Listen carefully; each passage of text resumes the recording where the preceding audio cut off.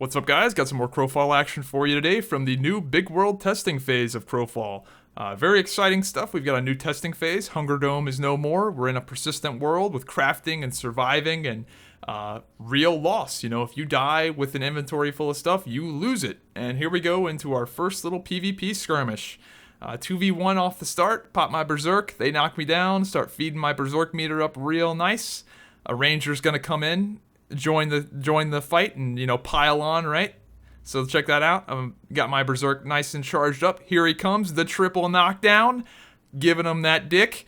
And we're gonna kill this champion. Champion's gonna go down. They're gonna go on the Myrmidon here. Myrmidon is almost down as well. He's gonna try to run off, pull his bitch ass on back, get back here, end up finishing him off. Then it's time to Crash Immune right there. Crash Immune that with the Raging Bull. And check it out.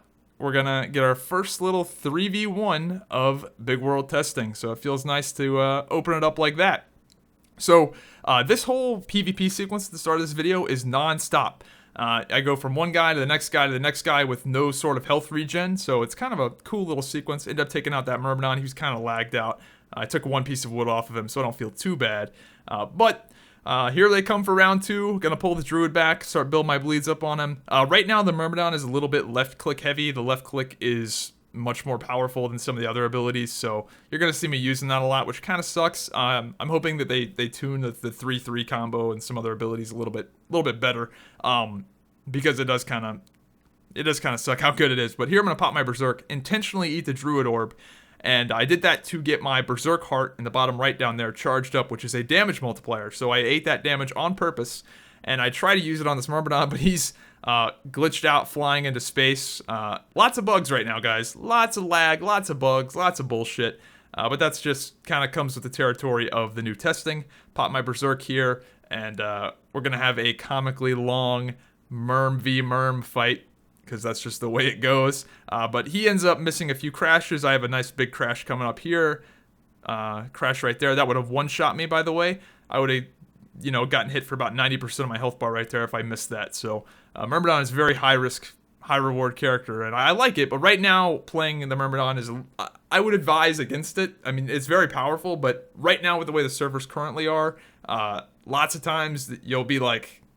You'll miss your timing because of lag, so... Just, you got to keep that in mind. I ended up taking that dude out with the Sea Power. Here they come again, round 3.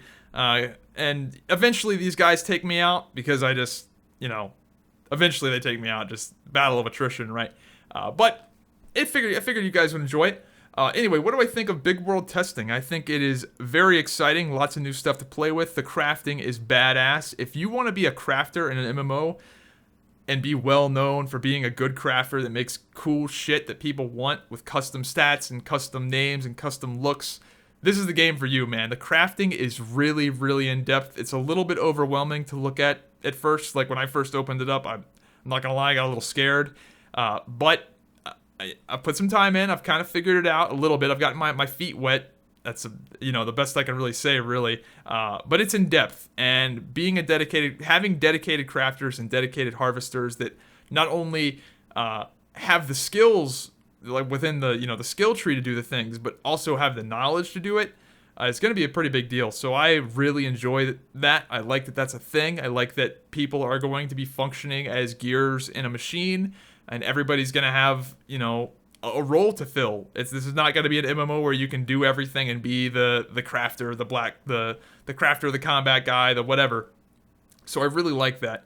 And right now in the current testing, you can die and lose your inventory. You don't lose your gear yet. Your gear does take a durability hit, and all of the gear in the game is crafted. So dying is a big deal. You don't want to die because you lose your stuff and your gear breaks. So I am going to gank this Confessor and take his shit. So that's another fun thing right now with the Big World testing compared to Hunger Dome, is that there are organic PvP scenarios where you're just out mining a node and you see a Confessor run by and you're like, ooh, goody. Christmas came early, right? Gonna harvest the harvesters, as I like to say. And here I go for my stun. I end up missing it. Go for the 3 into the E, and I missed it. He got out of the stun. And pull him on back there. I was going to do 3E into C, which is stun to knockdown. That's a very crazy combo, but I end up saving it just because no need to use a minute and a half cooldown when this guy's dead anyway. But anyway, so I'm gonna get into some crafting here. I ended up taking this guy's stuff, take a whole bunch of his gold ore. He ended up having like 85 gold ore, even though you can't see it right there, bugged out. But he had a lot of nice stuff, some gold harvesting. But here I'm gonna make my own sigil knife, my own tin knife sigil. So gonna drop my parchment paper in there, gonna drop my tin in there, and create one of the components needed to make the knife. And the parchment paper, actually, you have to make that from wood, so it's a lot of creating things to create things. Lots of additives, lots of customization. So here I'm gonna make my sigil, and that's just one component I need. So there's, the quality of that sigil varies on the resources I put into it, and the risks and stuff I do with it. So there's the sigil, gonna drop that in, and now I'm gonna drop my wood runestone, which I also made previously. And depending on the quality of the wood, that depends on, there's lots of depth here just with making a pickaxe. So now I've got the experiment phase, which adds risk. End up failing one right there and hitting an amazing success there, so I get an extra 8% more durability, and that adds risk to the item. So I could have blown the item up by doing it, and I can name it. So I name it the tin skinning knife of Big Dick, or whatever the fuck that says. So you can name your items, right? And that's cool, right? But not for a tinning knife, not for a skinning knife. It's cool for a sword, where if you have a badass sword that's got like 8 different components to it that all have crazy subcomponents with crazy stats and a crazy custom look. Like, look at that piece of gear right there. I don't know what that is, but that had like 6 different components, and all of those subcomponents have other components to them. This is a very deep crafting game, and here I'm just I'm blown away by making pickaxes, man. And we're at the surface of this thing. So I'm very excited for the crafting. I'm not typically a crafting style player, but having this kind of sandbox progression with so a lot of this stuff right now that you're seeing, a lot of at the start of the game, it's going to be a lot of people running around in junk gear that's easy to craft, that doesn't take crazy resources. But as the game evolves and as the campaigns go on, you're going to be seeing more and more intricate crafts, and the good crafters are going to stand out. And I just think that's cool as hell that the game has as much depth as it does. And here I am making my my tin, I believe this is a tin pickaxe, so I'm going to drop my tin sigil in here, go ahead and create this, and go on to the experiment phase, where you can, and again, with the gear, there is way more experimenting than that. You're going to have like 8 different stats you can choose from, but with the mining pickaxe, at least with the current quality I have, it's just durability. And that makes the craft time longer, as well as the risk higher. So if you want a shittier pickaxe that's more reliable and faster to make, then it won't be as good.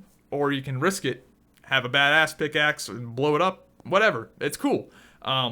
And here we go with my new mining pickaxe. I love how you summon it like that. That's pretty badass. And it is considerably better than my old pickaxe. And I actually do not have the harvesting pots on. You'll see me click those on. Pro tip for anybody playing the test: be sure to use the harvesting alchemy potions. Craft those. They're very easy to craft. They take 2 ore. They're for testing purposes only. They give you highly increased stats for harvesting and crafting, so you can actually test the crafting efficiently. And as you can see, when I click those things on, these nodes get blown up much quicker. Much more stuff comes out of them. And that's another thing with Crowfall, is that crafting and gathering is a skill that you have to commit to and train, and you have to sacrifice to train in crafting and gathering in other areas. So being a dedicated crafter or gatherer is a real thing, which is cool, because that means everybody has a role to play, and you can't do everything, which means that you have to rely on people and do this whole socializing thing that has not existed in MMOs for a decade, it seems. So I'm very excited. Anyway, if you're interested in Crowfall, be sure to sign up with the referral link down below. You get into the beta for free when that starts, as well as getting 5% off anything you do decide to buy. I will warn you, right now, Crowfall is not a game. I would not recommend backing this game to play it right now.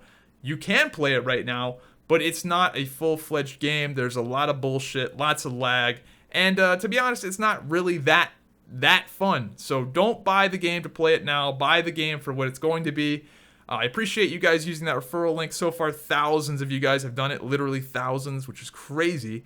And I'm not gonna lie, I get a little bit of kickback from it, but I'm very excited for the game. I've got like fucking 700 posts on the forums. I'm pumped. I can't wait. And I'm looking forward to the big world testing evolving and getting some objectives and some more PvP and getting all kinds of drama. I can't wait.